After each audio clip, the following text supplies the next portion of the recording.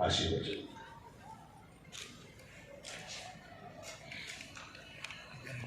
इसी विद्यालय से 2020 में 12th पास कर ली थी और फिर उसके बाद मैंने आईटीआई में प्रवेश किया, जहाँ मैंने देखा कि टीचर्स थी जो सभी जो बोल बोल के पढ़ाते थे, मैं कुछ समझ नहीं पाया, मुझे बोरियत महसूस हुई। उसके बाद मुझे इन्फॉर्मेशन मिली कि जोधपुर में फर्स्ट टाइम आपके द्वारा कॉलेज की स्वीकृति दी गई, तो मुझे सुनकर अच्छा लगा। तो मैंने कॉलेज से आईटीआई को छोड़कर कॉलेज में प्रवेश लिया, जिससे मेरी निरंतर एजुकेशन चली थी। वहाँ पर मैंने देखा कि टीचर्स के साथ में इंटरप्रेट भी है, उसके लिए बहुत बहुत आभार, धन्यवाद, जिससे मेरी एजुकेशन आगे निरंतर चली रहेगी। हमारी महात्मा साहिबा कुंती परिवार जी, सविता बेनेवाल जी, राजेंद्र सोलंकी जी, जसवंत कौशाला जी, सुनील परिवार जी,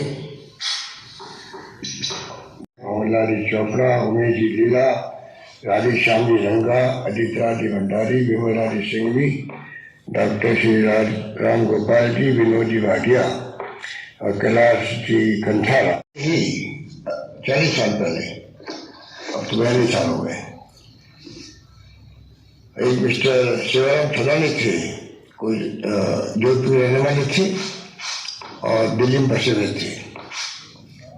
वो खुद डेफ एंड डम्ब थे और सोसाइटी जुड़े हुए थे दिल्ली के अंदर। पता नहीं मुझे याद है किसके रेफरेंस से वो मेरे आए और मुझे अभी भी मुझे पता है कि रात का समय था और उन्होंने मुझे ब्रीफ किया कि आप जोधपुर के अंदर डेफ एंड डम्ब स्कूल प्रारंभ करें। वो दिन आज दिन मुझे इतनी खुशी हो रही है कि मैंने सोसाइटी का निर्माण किया, उसका अध्यक्ष मैं खुद ही बना। हमने प्रारंभ किया 2 बच्चों से, फिर कैलाश जी, टाटा जी, किशन नाडीगल साहब, हरिभाई खंडेलवाल जी, फिर आहूजा जी जुड़े उसके बाद में, और हमारे भावुक साहब का तो सानिध्य हमारे साथ था ही था, उनका मार्गदर्शन था। तो एक लंबी कहानी बन गई है कि किस प्रकार से ये विद्यालय जो 2 छात्रों से शुरू हुआ और कहा गया साथी नगर में और पावटा में और प्रताप नगर में शायद इसकी जगह जगह पर शिफ्ट करना पड़ा क्योंकि जगह मिलती नहीं थी। और आखिर तुलसीराम जी का हमारी है जो आज दुनिया में नहीं है, और आज जहाँ बैठे हुए आप लोग सभी, वो भूमि उन्होंने दान करी। जैसे मैंने उनको कहा और उन्होंने कहा कि ये भूमि उनके जहाँ रहते थे उनके सामने भूमि थी और पूरी भूखंड जो है उन्होंने दान दिया। इसके कारण संभव हुआ एक शानदार विद्यालय जिसको सींचा है किशन जी गर्ग ने, कैलाश टाटा जी ने और सब लोगों ने मिलके। ये कोई कम बात नहीं कि इतने लंबे अरसे तक विद्यालय चलाना अपना आप बड़ी चुनौती थी। ये कोई मामूली विद्यालय कॉलेज नहीं है। जहाँ विशेष योग्यजन को पढ़ाने की बात हो, समझाने की बात हो, बहुत ही चैलेंजिंग काम है। उस चैलेंजिंग काम का प्रबंधन करना चैलेंज होता है, तो चैलेंज के साथ प्रबंधन में क्या गया। फैकल्टी मेंबरों में उनको धन्यवाद देना चाहूँगा कि उनका भी जब तक कमिटमेंट नहीं हो तब तक संभव नहीं है कि वे विद्यालय में बच्चों को पढ़ा सकें। अभी 2 कार्यक्रम देखे बच्चों के सांस्कृतिक कार्यक्रम के रूप में, मुझे अच्छा लगा कि कितना कॉन्फिडेंस है बच्चों के अंदर। इतने बड़े बच्चे हो गए। तो मेरे सही में लिखा था कि 2000 के अंदर, तो जब मैं मुख्यमंत्री था, उसके पहले जब मैं पहली बार मुख्यमंत्री बना, जब 20 साल पहले, तब तो मैंने पोद्दार इंस्टीट्यूट को जो है जयपुर में, उसको मैंने प्रमोट किया था। और दूसरी बार मुख्यमंत्री बना तो, या पहली बार बना तब इसको किया पोद्दार को, साथ साथ में इसको भी सेकेंडरी स्कूल बनाया 2002 के अंदर, और 2010 के अंदर ये बना है सीनियर सेकेंडरी स्कूल बना। और तीसरी बार मुख्यमंत्री बना है तो ये बना कॉलेज बना है। वही लगता है मुझे कॉलेज इसके निरंतर उत्तरोत्तर इस विकास के लिए मुख्यमंत्री बनना पड़ेगा था। मेरी सही में लिखा है कि ये विद्यालय कॉलेज, आज कॉलेज के रूप में आपसे बैठे हुए हो, कितनी खुशी हो रही हो मैं शब्दों में व्यक्त नहीं कर सकता। हमने राजस्थान में जोधपुर का एक नाम है जिसमें आप सब बैठे हुए हो, क्या क्या नाम मैं लूँ। भगवान जी परियारी जिंदा नहीं रहे हैं, श्रीलाल बोरा जी बैठी हुई हैं और कुसुम मंडारी बैठी हुई, पकड़ रखा है और मुख्यमंत्री इनका घर का है, तो बाकी क्या रह गया? जो मांगते वो मिलता है। इसके बाद भी ये आए तो कॉलेज बन गई और सुशील बोरा जी जो सुझाव देती है उनको मैं ध्यान से सुन के उनको पूरा करना ही पड़ता है। जो बच जाते हैं उनको आने वाले वक्त में करने की कोशिश करेंगे। तो ये आपके सब जो आप लोग बैठे हुए हो इस प्रोग्राम में आता वही है जिसका ऐसे कामों में कमिटमेंट भी होता है। ये काम बड़ा मुश्किल काम होता है। सेवा का भाव जो है जिंदगी में संवेदनशीलता के बगैर संभव नहीं है। वो संवेदनशीलता आप में कूद कूद के भरी हुई है, इसलिए आप यहाँ के सर्दी के वक्त में बैठे हुए हो। सरकार ने भी कोई कमी नहीं रखी, हमें निर्देशालय बना दिया। इसका डेढ़ महीने का भी नया प्रयोग किया है, शांति व हिंसा जो देश में माहौल है उस माहौल को देखते हुए राजस्थान एकमात्र राज्य देश के अंदर जहाँ पर शांति व हिंसा का एक अलग से डायरेक्टर बन गया है और आने वाले वक्त में कभी विभाग बन जाएगा। सरकार की सोच है कि सरकार की तरफ से मैसेज जाए पब्लिक को कि पीस एंड नॉन वायलेंस का क्या महत्व जो गांधी जी ने हमें सिखाया था उसको लेकर के हम लोग चलना चाहते हैं। तो ये बनाया उसी प्रकार से इनका क्या महत्व है। जो हमारे विशेष योगीजन है, दिव्यांग है, वो समाज में हक रखते हैं, अपना अधिकार रखते हैं सम्मान पाने का, कोई भेदभाव नहीं हो।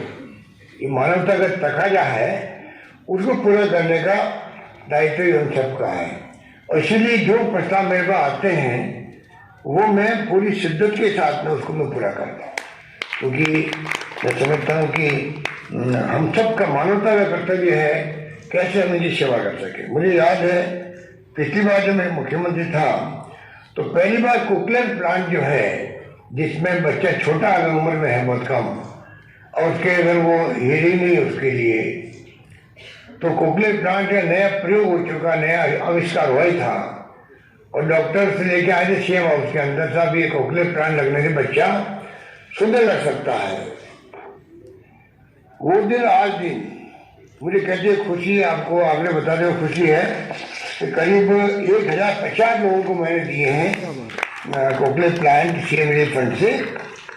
1050 बच्चे 51 करोड़ 50 लाख रुपए मैंने सीएम फंड खाली कोक्लियर प्लांट के लिए दिए। हम मना करते ही नहीं है, जो आ रहे हैं। और मैं समझता हूँ जोधपुर एम्स लगा करके जयपुर हो चाहे कहीं हो, अहमदाबाद हो, जहाँ लोग उनको सैंक्शन करते हैं और कई आते हैं जो उससे भी एडवांस होते हैं उनको भी मदद करने का प्रयास करते हैं। तो मैं आपको निवेदन करना चाहूँगा कि सरकार की मंशा है किस प्रकार से विशेष योगीजन चाहे वो किसी भी श्रेणी के हो, किसी भी तरह के हो, उन सब के लिए सरकारी दफ्तरों में प्राइवेट जगह डिसेबल्ड फ्रेंडली वहाँ पर सुविधा हो, उनके उतरने की चढ़ने की अन्य तरीके से प्रोटोकॉल बना हुआ है। उस प्रोटोकॉल को निभाना हर सरकारी विभाग का कर्तव्य है और वो हम लोग प्रयास करते हैं कि किस प्रकार निभाया जाए। पूरी दुनिया के अंदर जो विषय योगी है उसमें कहते हैं 80% तो इंडिया के अंदर है, इतना बड़ा कंट्री इंडिया है। यूरोप के मुल्क छोटे छोटे आबादी वाले मुल्क होते हैं, हमारे यहाँ 235 करोड़ की आबादी हो गई, तो 80% अगर आबादी के यहाँ पर इंडिया में है तो हमारी सरकार हमारे सबका कर्तव्य बनता है कैसे हम उनको मान सम्मान दिलाएं, कैसे उनके साथ में उनकी विशेष क्षमताएं भी होती है। ये कोई कम बात नहीं है। कुदरत ने अगर उनको कुछ कमी दी है तो कुछ क्षमताएं भी दी है, एक्स्ट्रा क्षमताएं दी है। आप देखते हो कि वो लोग किस रूप में हर फील्ड में कामयाब होते हैं। सूर्यभाई जी बैठी हुई होंगी, उन्होंने जो ब्लाइंड स्कूल चला रखी है, क्या उसमें उपलब्धि होनी की आज तक कल्पना कर सकते हैं? कैसे ब्लाइंड को पढ़ाना, उनको सब विधा में उनको एक्सपर्ट करना, बल्कि उन्होंने शादी तक करवा दी उनकी। हमारे जो ब्लाइंड बच्चे थे उनकी एक बारात में मैं खुद बाराती बना था, मुझे याद आज भी, और बहुत शानदार तरीके से हम बारात बन के गए थे और शादी जो हुई थी आज मैं उसको भूल नहीं सकता। तो हमारे यहाँ तो हीरे और जवाहरात की तरह आप लोग भावना रखने वाले लोग हो, जितना कहें उतना कम है। सरकार भी आप देख लो कि किस रूप में हमने कुछ योजना चला रखी है पहचान पत्र देने की, डिसेबिलिटीज को अलग पहचान पत्र दिया जा रहा है। मैंने 1000 पदों की भर्ती करी है थर्ड रेट के अंदर विशेष योजना की। अगली बार हिट होगी तो और ज़्यादा उनके लिए कोटा रखेंगे, जिससे कि विशेष योजना को पढ़ाने वाले एक्सपर्ट टीचर्स बने, जिससे कि वो सही शिक्षा उनको दे सके। मैं उम्मीद करता हूँ कि इसका बहुत बड़ा लाभ मिलेगा। शिक्षा में हमारा काफ़ी अच्छा जोर है। माधुर साहब ठीक कह रहे थे, माधुर साहब तो खुद इसमें बहुत रुचि लेते। मुझे खुशी है कि गैर साहब ने इनको सलाहकार बना दिया है। यही बात कहता हूँ मैं इस बार पुनः कृष्णलाल जी गर्ग को, तमाम जैसलमेर जी को जो अध्यक्ष है आजकल, और जितनी पूरी टीम है इनकी जितने पदाधिकारी उनको, स्कूल के प्राचार्यों को, तमाम इनके फैकल्टी मेम्बरान को, इन सबको मैं बहुत धन्यवाद देना चाहूँगा। आपने इस खूबसूरती से 40 साल का ऐसा कम नहीं होता है। 40 साल की कैलाश जी टाटिया और ये हरी भाई और हमारे कृष्णलाल जी गर्ग और भी जो साथी जुड़ते रहे, वो आयुर्वेद जी तो मेरे ख्याल नहीं रहे हैं। तो तमाम लोगों ने जो भूमिका अदा करी उनको मैं भूल नहीं सकता। तो मैंने बहुत पहले छोड़ दिया था इसको, 2-4 साल बाद छोड़ दिया होगा मेरे ख्याल से, परंतु 40 साल का अर्सा हो गया। और 50 साल जब होंगे इनके 10 साल बाद में 50 साल होंगे, 82 में बनी थी संस्था, तब हम लोग दोबारा बैठेंगे जोर शोर के साथ में। ये आप सभी भावना होनी चाहिए और मैं भी उस वक्त आपके बीच में रहूँगा, मुझे पूरा यकीन है। 2 बार कोरोना हुआ है मुझे, पर आप सबके आशीर्वाद से हम लोग सब मिलके इस कॉलेज का जो नाम है वो इसका वही नाम राजस्थान में बाल विचार, ये कल्पना के साथ में मैं समझता हूँ कृष्णलाल गर्ग जैसा आदमी जब समर्पित लगा हुआ है तो वो कभी नहीं आने देंगे। और माधुर साहब जुड़ गए हैं, आप सब जुड़े हुए हो, तो ये कॉलेज अपना अपने नवाचार करता जाए, ये बात कहता हूँ। अपनी बात समाप्त करता हूँ। आप सबको बहुत बहुत बधाई है, धन्यवाद। जय हिंद। आज जोधपुर के लिए बड़ा ऐतिहासिक दिन है कि आज प्रदेश के अंदर 2 जो महाविद्यालय खुले हैं, जिनकी घोषणा आदरणीय अशोक जी गहलोत साहब ने बजट के अंदर की थी। एक जयपुर के अंदर और दूसरा जोधपुर के अंदर। और मैं यहाँ जब बच्चों ने अभी जो वार्तालाप हुआ तब हम इस चीज को समझ सकते हैं कि हमारे जो बच्चे हैं उनको स्पेशल एजुकेशन की जरूरत है। वो क्या कहना चाहते हैं उसको समझने की जरूरत है, और वो क्या सुनना चाहते हैं कौन उनको बता पाएगा ये समझने की जरूरत है। और मैं जानता हूं गहलोत साहब का जो मन है वो सर्वप्रथम उस वंचित वर्ग की तरफ रहता है जिसकी कोई सुनने वाला नहीं होता। वहां गहलोत जी ने हमेशा, और मैंने पिछली बार जब मैं विधायक के रूप में साहब के साथ काम किया तब भी जब बच्चा जन्म लेता है तब से लेकर व्यक्ति जब बुजुर्ग होकर प्राण त्यागता है तब तक जीवन के जितने भी सोपान हैं, अगर उसको कहीं भी दिक्कत आती है तो राजस्थान सरकार, अशोक गहलोत जी उसके साथ खड़े दिखाई देते हैं, तो उसको मदद वहां से मिलती है। और आज भी किन परिस्थितियों के अंदर प्रदेश के अंदर काम कर रहे हैं, चाहे कोविड की लहर हो, कोविड की जो स्थिति रही हो, ऑक्सीजन जब हमें हमारे स्टेट से नहीं मिलकर हमें उड़ीसा बंगाल से भी ऑक्सीजन दी गई, तो वहां भी स्पेशल प्लेन भेज के ऑक्सीजन की आपूर्ति राजस्थान के अंदर कराई। रेमडेसिविर नहीं मिले, यहाँ से बॉम्बे स्पेशल प्लेन गया, वहां से इंजेक्शन लेके आया कि मेरा प्रदेश का एक भी व्यक्ति मरना नहीं चाहिए दवा की वजह से। ऐसे व्यक्ति जिनके लिए आम आवाम की पीड़ा स्वयं की पीड़ा है, लगातार 2 बार कोरोना पॉजिटिव हुए हैं। आज की परिस्थितियों के अंदर कोई दूसरा व्यक्ति के कोरोना होते ही एकदम चुप के बैठ जाते हैं, डर जाते हैं, घबरा जाते हैं, लेकिन आपने हार नहीं मानी। आप वैसे के वैसे, सही कह रहे थे अभी मेरे से पूर्व वक्ता कि हम सोच रहे थे गहलोत साहब के परिवार पे विपदा आई, लेकिन ये व्यक्ति ऐसा है जिसने पूरे राजस्थान को अपना परिवार समझा है, जो पूरे राजस्थान के लिए काम करने की सोच रखता है, जिसने कभी दिन रात सर्दी गर्मी कभी जिसने कभी उसके लिए इस चीज का कोई महत्व ही नहीं रहा, उसका महत्व रहा है मेरी प्रदेश की जनता किस प्रकार से तरक्की करे, किस प्रकार से आगे बढ़े, किस प्रकार से मैं उनकी मदद कर सकूं। मैं आज इस अवसर पर यही कहना चाहूंगा, हमारे स्पेशल स्कूल चलते हैं, स्पेशल छात्रावास चलते हैं, जहाँ पे गहलोत साहब ने बहुत बड़ा योगदान दिया है। खासतौर से जो विशेष योगदान है उनके लिए भर्ती के अंदर 3 से बढ़ा के 4% आरक्षण किया,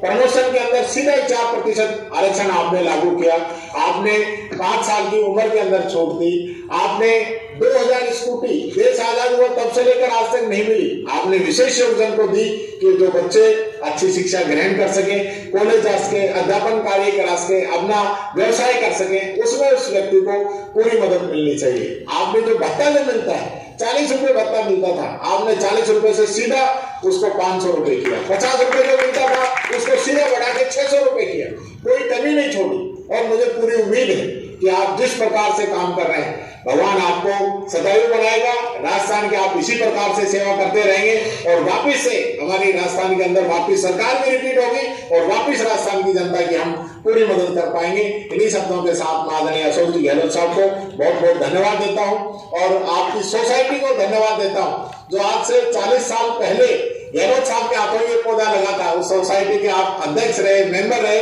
और आपने इस पौधे को पानी डाल डाल के इसको आज वट वृक्ष बना दिया है, जिसकी छाया के अंदर हजारों जो हमारे विद्यार्थी हैं, हमारे जो बधिर भाई हैं, हमारे जो विशेष योगदान है, उनको इस चीज का फायदा मिलेगा। पुनः आप सबको आज की बहुत बहुत बधाई और शुभकामनाएं। जय हिंद, जय भारत।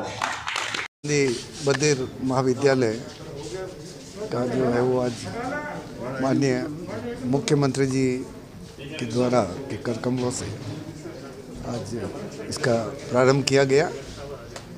हमारी जो एग्जिस्टिंग बिल्डिंग है इसी के फर्स्ट फ्लोर पर अब हमें इस वर्ष में, इस सत्र में 2 क्लास चालू करने जा रहे हैं और अगले सत्र में इसके लिए जो है वो बिल्डिंग फंड सरकार के द्वारा जारी हो जाएगा जल्दी। और हम जो है वो उम्मीद करते हैं कि अगले 2 अक्टूबर हमारे विद्यालय की 40वीं वर्षगांठ हो जाएगी। उस समय जो है वो हम हमारे महाविद्यालय को वहाँ शिफ्ट करने में कामयाब होंगे और अगले साल मैं सोचता हूँ कि करीबन 80 बच्चे 4 क्लास अगले साल चालू होगी, उसके बाद में फिर हर साल 2-2 क्लास बढ़ती जाएगी। और अभी हमने केवल आर्ट्स फैकल्टी शुरू की है, बच्चे और यदि डिमांड होगी तो हम दूसरी और फैकल्टी चालू कर दी जाएगी। धन्यवाद।